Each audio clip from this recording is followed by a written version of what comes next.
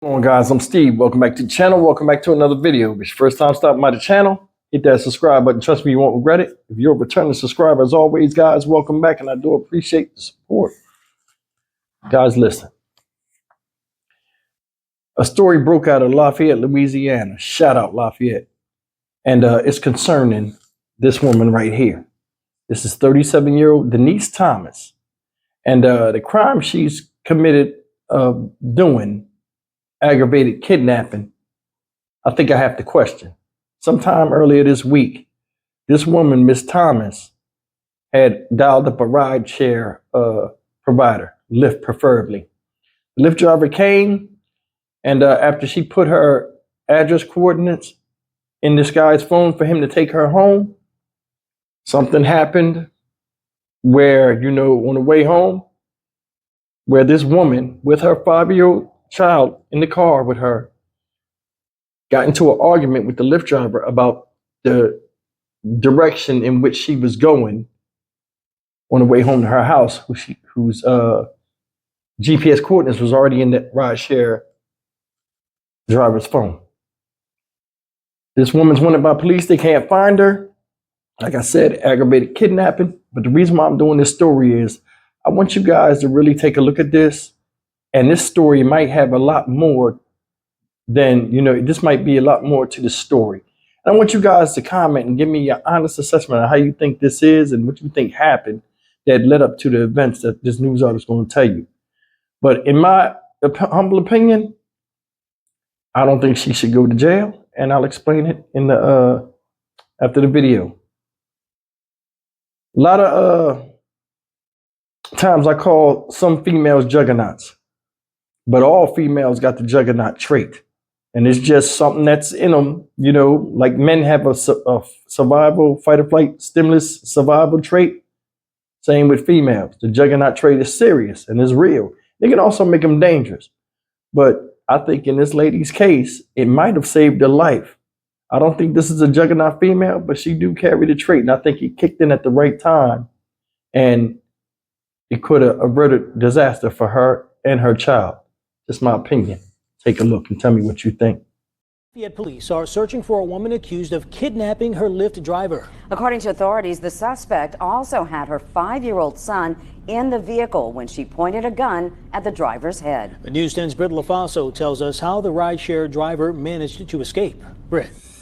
Dalbert, Darla, this is who police are looking for. 37-year-old Denise Thomas. It's also who this very lucky Lyft driver managed to escape from after allegedly being held at gunpoint in his own vehicle. According to Lafayette police, the nightmare for the Lyft driver began when he picked up a woman, 37-year-old Denise Thomas, and her 5-year-old son on North University Avenue. Sergeant Robin Green with Lafayette police says the driver gave Thomas his phone and she put in the address where she wanted to be dropped off. So the suspect at the time became annoyed because the direction that the Lyft driver was driving at the time was not the direction that she wished to go in.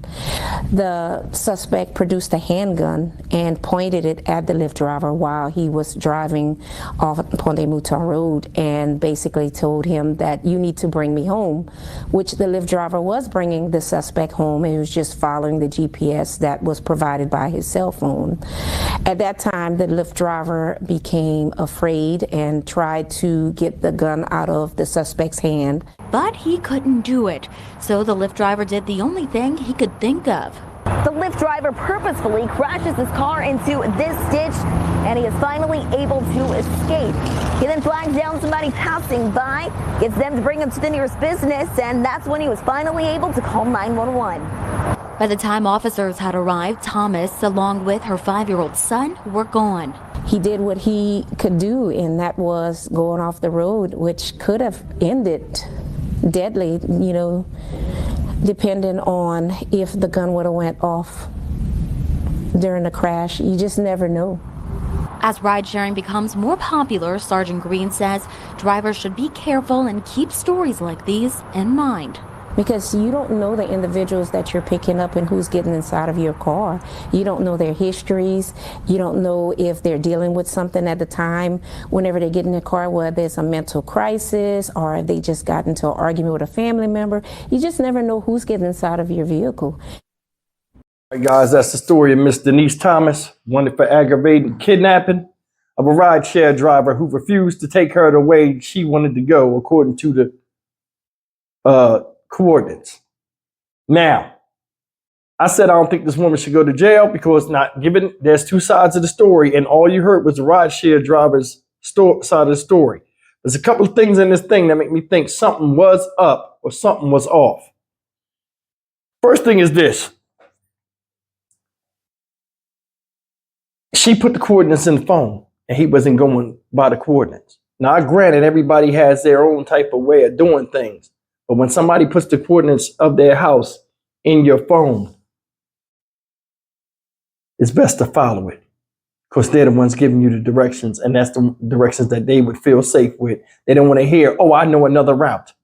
Because I don't know how many ladies with their children in tow would get in the car with a guy, give him the coordinates, he type them in, and then as he's driving, he just says, hey, you know what? I know another way. I'll get you there faster. That's eyebrow raising, even if you don't say nothing or not. Now, luckily, this woman had a firearm on her, right? I mean, this whole thing don't sound right. He's the only one talking. Now, this woman has a warrant for her arrest and they can't find her. But then again, a lot of people say, well, she's guilty. I don't know, y'all. I don't know. He got her address. She put the gun on him. He tried to take the gun and failed. Another thing is she did not shoot him when he got out the car. So if she wanted to do something to him, that's the part that's kind of like, I don't think she was doing something to him on purpose.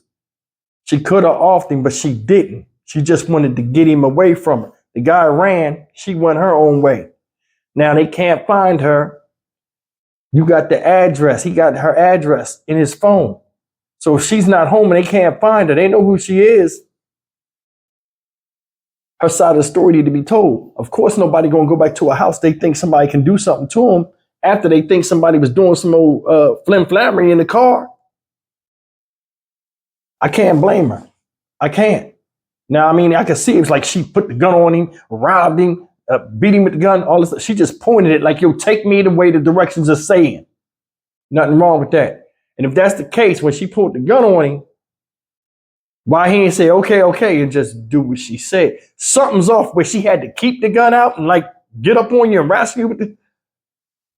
It's just the way I see it. It's not adding up to me. This whole thing is not adding up. And it sounds funny. It sounds one-sided. And she need to come and turn herself in and just talk about what happened, because whether there's a big misunderstanding or not, you do what the customer tell you to do, especially driving at night. You don't know this person. You in the car with her. She got her kid. And I'm going to tell you another thing before I get out of here. This is another reason why I kind of say she might be right. I've been in rideshare vehicles 3 times. One time was the only time that was a good experience for me. The good time I had, the lady got in the car. She sat there and drove. She didn't say anything, asked me where I was going to go. Boom, asked me how I was doing, and just rolled. Conversation should be made up to where it comes from the person that's in the car. You get too many people that get people in their cars and start asking you personal questions. Sometimes the guy, you see it in news articles, guys try to like pitch woo to the girl. You know what I mean? Shoot their shot while they driving. Ask you personal stuff about your business or your life and stuff. People don't want to hear that. They want to go home. A lot of times, you might get a rideshare driver that think they cool, or they think they the man, or they the shit. They want to tell you, oh yeah, I got a faster way over there. This might be one of them cases. So I don't know. This whole thing up in the air for me. Before I make a judgment call on Miss Denise Thomas, man, she had a baby in the car. I don't see her, she could have shot him when he got up the car. And for her to pull a gun with a kid there, we speaking on a common sense level, it had to be some type of fear of something being done. And she felt as though she got to protect the child. And that's any parent's right. But how about y'all, man? What y'all say? Leave it in the comment section and tell me what you believe or what you think a possible scenario for this was. But her not being found and not being home, only two people know what really went on in that car, her and the driver. And as long as he talking and giving his side and she don't say nothing, the guilty it make her look. So I hope she do come forward and say something, because I mean, for the sake of a child, because it's two sides to every story and she ain't told her side yet. And it's just strange, a woman with a child that all she wants to do is go home, pulls a gun on the guy she don't know, and then lets him run out of there. She didn't rob him or nothing. Come on, man, something's up. Stock Market Steve for the Dynamic Reason channel. As always, like, comment, share, and subscribe. I'll see you guys in the next video. Take care.